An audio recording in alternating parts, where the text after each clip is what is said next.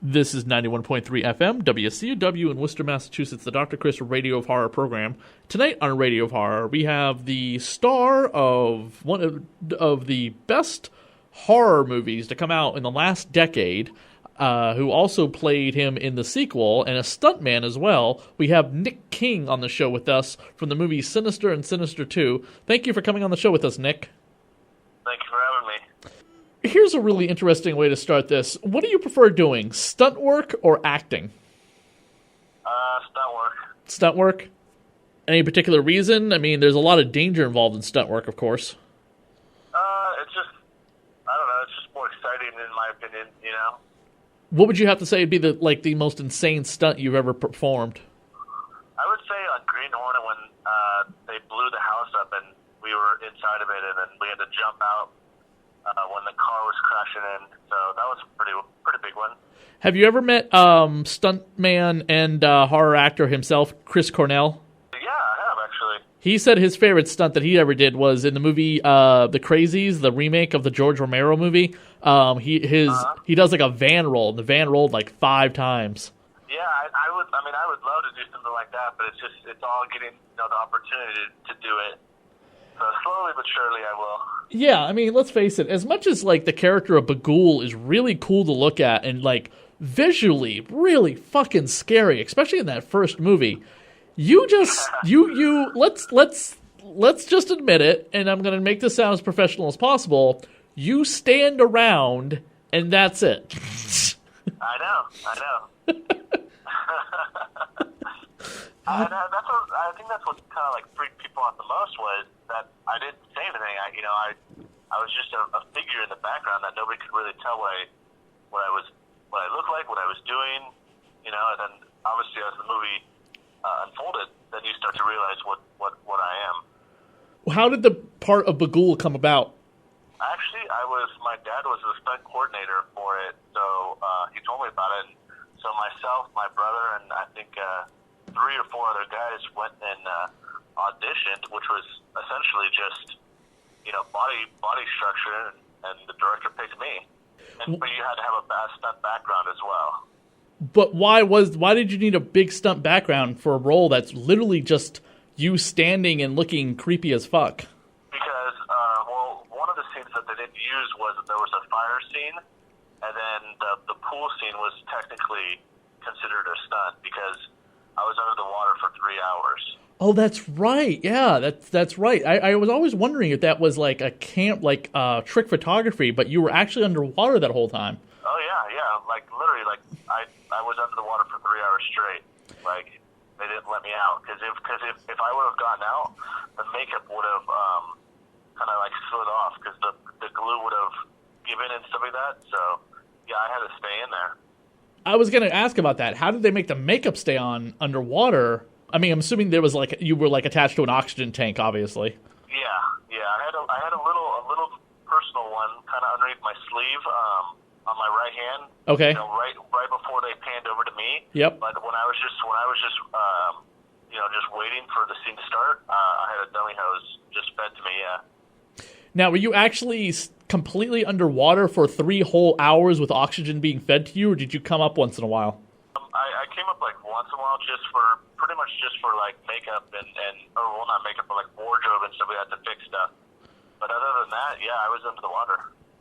Because the pool was heated and it was so cold outside that once I would get out, I would just start freezing. So I was just like, well, I'll just stay in. Like it's easier. This long stint underwater, did you think to yourself, there's this Aquaman movie coming out. Maybe I can audition for stunts for that. No, I did try an audition for Pennywise, but just never really, I never really got the chance, unfortunately. Oh, you serious? Did you audition for the stunts for the actor playing Pennywise? No, I just had my agent kind of like, reach out. And evidently, by the time that I found out about it, they found out about it. It was already too late. They already casted someone. Oh man, that would have been fantastic because that would have been a great little I would have loved it. Yeah. Extra horror thing on your belt. Because you also did stunts in Paranormal Activity 3. Yep, 2 to 3 and 4. Yeah. 4 is missing from your IMDb, by the way. Yeah, I know. I have a lot of stuff that is not updated. Because I was going to ask about that. It's like, what have you been doing lately? Because it looks like you haven't done anything since Sinister 2. No, I've done about, realistically, probably like 25 shows since then. Oh, wow. What are you currently working on? Well, I just got back from Louisiana for NCIS New Orleans, and then I did Insidious 4. I was the stunt double for Tucker, and then what else have I done? I did like Hot Pursuit, and what else have I done? I can't remember, but a lot of stuff. You gotta get your PR people to update your IMDb for you. Yeah, I know, right? It literally looks like you've abandoned the film industry the last 2 or 3 years. I know, yeah, I gotta work on that for sure. I'm like, wow, am I catching this guy at a bad time? Because No, I've been staying busy. No, it's all good. How is it working with Scott Derrickson, who went on to great acclaim directing Doctor Strange, a huge Marvel movie? Yeah, I know. He was actually, honestly, truly, like an amazing guy to work with, especially in the first one with him directing. Like, he was super patient because, you know, I mean, I was wearing the costume for literally, like, 16, 17 hours a day, like, not being able to take it off. So he knew, like, I was fatigued and exhausted and everything, like, so he was super patient with everything. Was that, like, makeup applications or, like, a mask that you could peel on and off? Well, it was a mask, but unfortunately, it wasn't as simple as peeling on and off. It was such a long process, you know, especially for the first one, it was 3 hours just to apply everything. So, you know, in order for them to take it off and put it back on, it was, you know, there was just, the schedule just wasn't good enough, I guess, you know, that they were under control, that they knew when I was going in and when I wasn't. So I just had to leave it on all day. Now, do you think we'll ever get another one, or maybe a prequel going into some of the more backstory of Bagul? I mean, his origin story was pretty much exposed right in the first film, which is fine. But would you want to go, you know, into another film with it and kind of make that your Freddy Krueger, your Jason? Yeah, I mean, I personally always wanted it to go after, especially after the first one. I wanted it to go back to kind of like tell the story of why I'm doing this and why I'm like this, you know, but, you know, they went a different direction, which is fine. As far as doing another one, I've heard that it possibly will become a TV show. Oh. But that's, you know, that it's not guaranteed or anything. It's just, right now it's just talk. So, I mean, hopefully I would love to do it. You know, I would love for them to be 20 of them. It's unfortunately not up to me. There's a distinctive club that I guess you're a part of now, Men Behind the Mask. You know, people played, like, obviously, like Doug Jones, who played, Doug Bradley, who played Pinhead, and, you know, obviously Robert Englund, who played Freddy Krueger. And, you know, you've had, like, 2 films now that you're in this kind of club because you're this, you know, you're this actor in this makeup to create this iconic horror figure. Oh yeah, I mean, I go to multiple conventions every year, and they all say that I'm essentially the new age Freddy Krueger or new age, you know, Jason or whatever you want to call it. That all these people love this movie, so it's truly like a blessing, you know. Growing up, what were you as big a fan of horror movies? To be honest, not really. I was more into with my stunt background, I was more into action and stuff like that. But especially after I did the first one, and then I started doing conventions, I started to watch it and research it, you know, more and more. Like especially for the second one, I watched all of like Kane Hodder's films just to like kind of like replicate like what he does, like why he's good at what he does. So I wanted to try and mimic that. So I've definitely grown a huge appreciation for it. Definitely now. What was one particular stunt that really shocked you as a kid that made you go, I want to do that? Was there any one film and one particular stunt? Well, I mean, my whole family they're all stuntmen. So. Oh wow, that's cool. So that's one of the reasons, you know. I mean, I've watched my dad since my first film that I did was I was 7, but my first movie set that I could remember was I was like 4 or 5, you know. So I've been around it my entire life, and my dad got into the business from motorcycle racing, so he did a bunch of stuff. Yeah, you had said your dad was the stunt coordinator on the on Sinister. Yeah. Would that be Michael King? No, that's my brother. My dad is Robert King. Robert King. Okay. Your brother's no slouch either. Been in Cloverfield and the other Paranormal Activity movies. Yeah, no, he mostly just is teamstering now, but he's had his hand in stunts as well. Your dad being in stuff like Agents of S.H.I.E.L.D., that's a pretty good gig to get, considering it's a continuing television show as well. Yeah, no, he's pretty much done everything. His one movie that he always, ever since he started, that he always wanted to do was James Bond, and he was fortunate enough to go on, I think it was Spectre, out in Istanbul, and he was on that for a while too. So he's done everything. And I mean, God, his career goes all the way back to like The Terminator, which is that's pretty awesome. I know, yeah. And Michael Berryman, who was one of the characters on Hills of Eyes, he remembers him, from 30 years ago. Because me and Michael Berryman were at a convention together, and he was saying, like, is your dad Rob King? And I was like, yeah. And he's like, dude, I remember seeing him do stunts and stuff like that on the first one. That's so funny. That's so awesome. Yeah, I thought that was really cool too. What we always love asking this because you do a lot of conventions and stuff.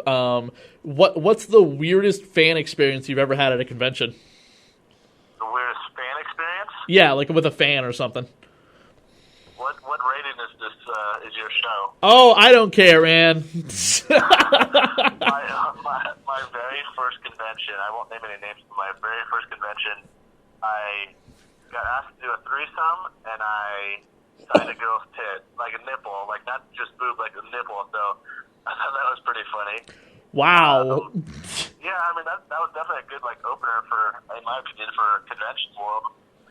They must have really liked Bagul.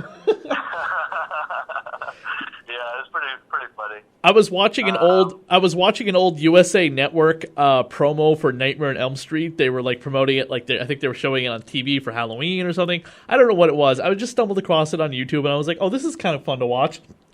And this girl in the beginning of the promo was talking about, she only said a couple things, and I don't exactly remember what she said, but man, she sounded like she was having an orgasm talking about Freddy Krueger. It was so creepy.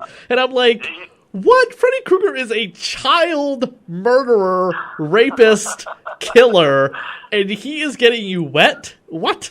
I know. It's a different world at these conventions.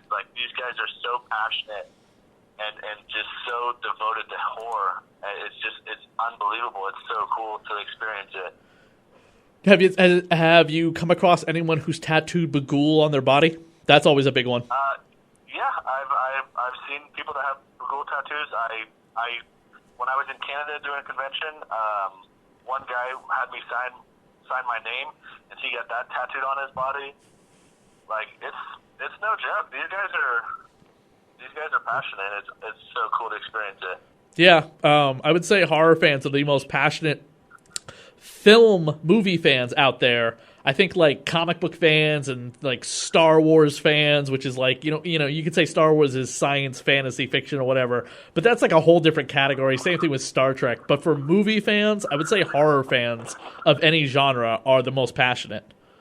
Oh yeah, for sure. And horror fans are the ones that like to party too. So it's a win-win. You know what? The one thing I'm disappointed with, and this is the studio's fault. Where the hell is the Bagul action figure? I look all the time for that. What's it called? The pop-up or something? Yeah, figures. Funko Pop. I look all the time for them, and they just don't have them. And here's what I'm thinking. So Bagul should come with the box of tapes. The box of was it 8mm or Super 8? It's Super 8. Okay, a box of Super 8 films. And how about this? Do you remember back in the 80s? Because I know you were born in the late 80s, so you might not remember this. And I don't know if they were out in the 90s, but I was born 9 years before you. There were these little tiny video cameras that you could look up to and crank the little wheel, and they would show you a little. Yeah, you crank them. Yeah, wouldn't that be cool?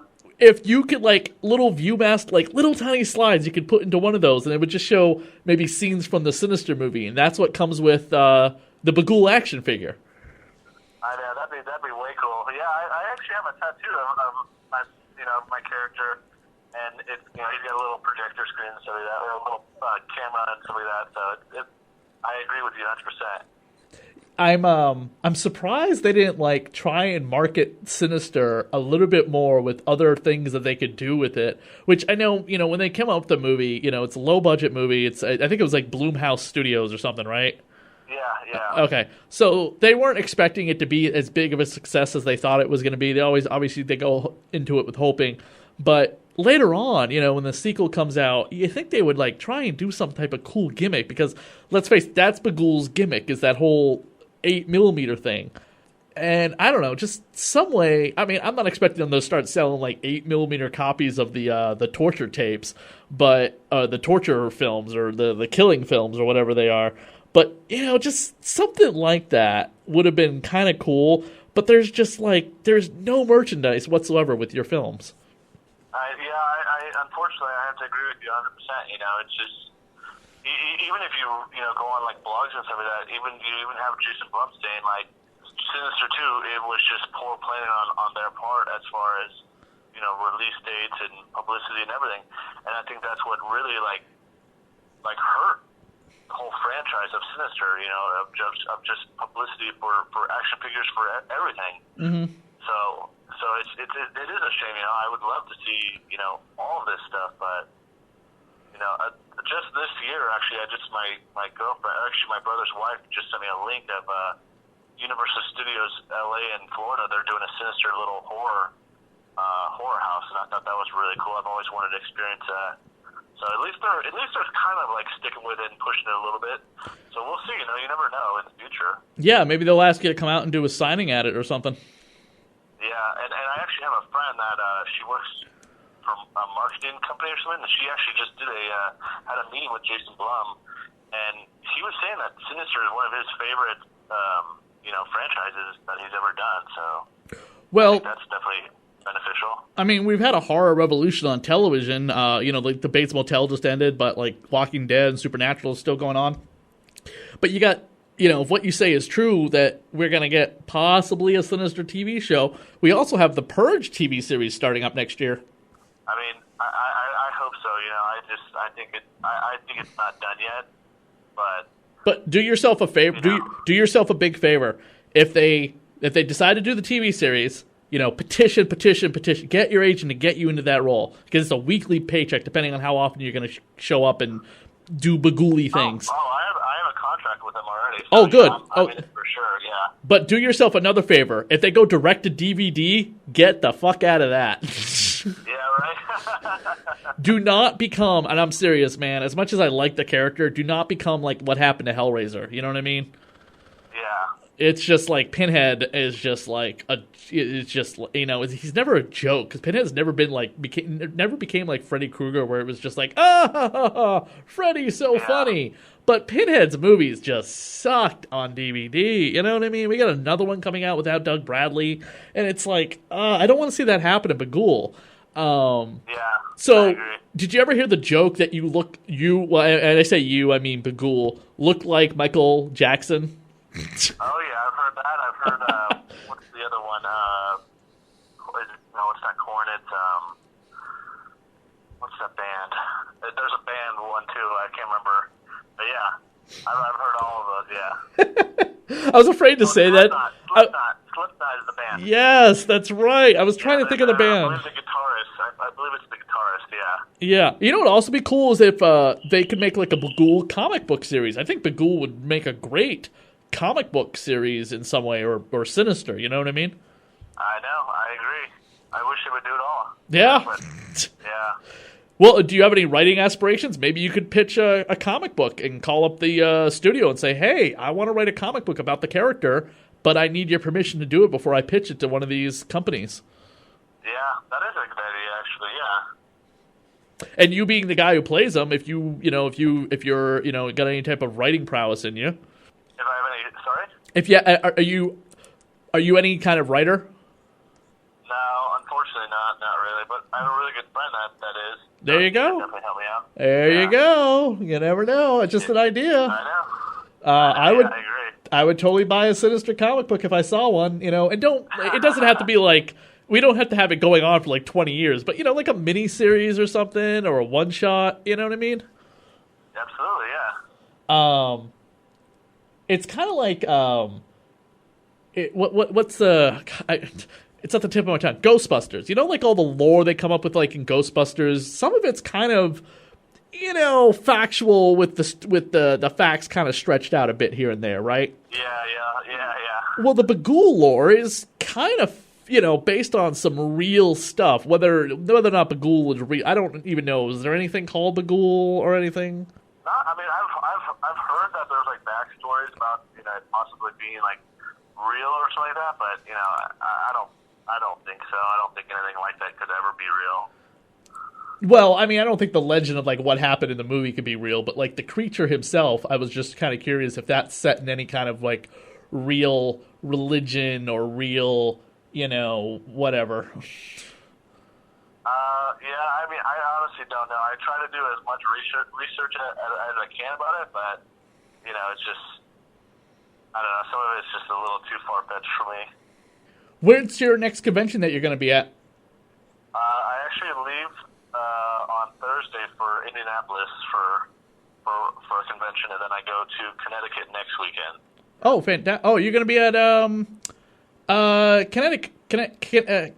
Connecticut. No, horror. What the hell? I believe it's Horror Fest. Yes, that's right. It's a one-day convention in Connecticut. Danbury, Connecticut. Yeah. Yeah, I might actually be there. My ex-co-host of my radio show is actually performing there. Her name's Jessel Lantern. Okay, yeah. Yeah, so I might actually see you there. So everyone, go out to Connecticut if you're in the New England area and go meet Nick King, star of the Sinister films. Yeah, for sure. Cool. Well, hey, Nick, thank you so much for coming on the show. Where can people reach out to you, contact you, or send you, like thank yous and stuff like that? I mean, my Instagram and my Twitter is I'm Nick King08, and then my Facebook is Nick King, so you gotta find that one. But I live in LA, so awesome. Should be too difficult. Awesome. Well, again, thank you so much for coming on the show with us, Nick. Thank you so much.